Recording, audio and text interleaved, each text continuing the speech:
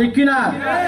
সম্মানিত হাজির, আরেকটা কথা বলে দিতে চাই, এই জমিনে কোন আল্লাহর বান্দা যেন নবীর বিরুদ্ধে কথা বলতে না পারে। আস্তে বলতে হবে, সমস্ত বান্দা নবীর বিরুদ্ধে কথা বলবে তাকে জিন্দা খবর দিতে হবে। সম্মানিত হাজির, বয়ান গরম হইল নাকি? এই গরম বয়ান দিতে হবে, ঠিক কিনা বলেন? অনেক মাহফিলে ওঠার পূর্বে আমারে বলে, হুজুর রাজনৈতিক বিষয়ে বয়ান করিয়েন না, আমাদের এলাকায় এরকম বিএনপির দল বেশি, আমাদের এলাকায় হ্যাঁ আওয়ামী লীগের সংখ্যা বেশি। তুমি ঘুঘু দেখছো, ঘুঘুর ফার্ম দেখো নাই, ঠিক কিনা বলেন?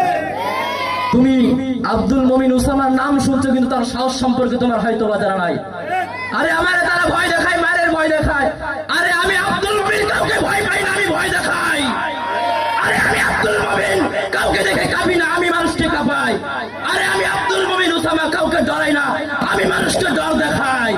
অতএব সাবধান হয়ে যান, আলেমদের বিরুদ্ধে কলম ধরিয়ে না, হাত মস্কাইয়া ভেঙে দিব।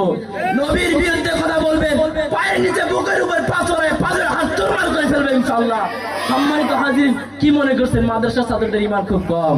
হ্যাঁ, ওই যে বললাম ঘুঘু দেখছো, ঘুঘুর ফার্ম দেখো নাই। মাদ্রাসার ছাত্র খুব ছোট ছোট মনে হয়, হুজুরদেরকে খুব বিনয়ী মনে হয়, নম্র মনে হয় না। রক্ত যখন গরম হবে ঠান্ডা করার মেশিন পর্যন্ত খুঁজে পাবেন না। কথা বলেন ঠিক? অতএব সাবধান হয়ে যান, বয়ান সংকীর্ণ, সময় সংকীর্ণ।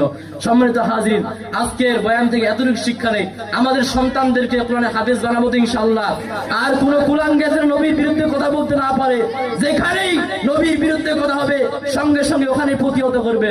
মা বোনদেরকে বলতে চাই, মা আপনার কিছু করতে পারেন বা না পারেন, যখন দেখবেন আপনার সামনে কোন কুলাঙ্গার নবীর বিরুদ্ধে কথা বলে, জুতা দিয়া বাইরা সোজা করে দিবেন ইনশাআল্লাহ।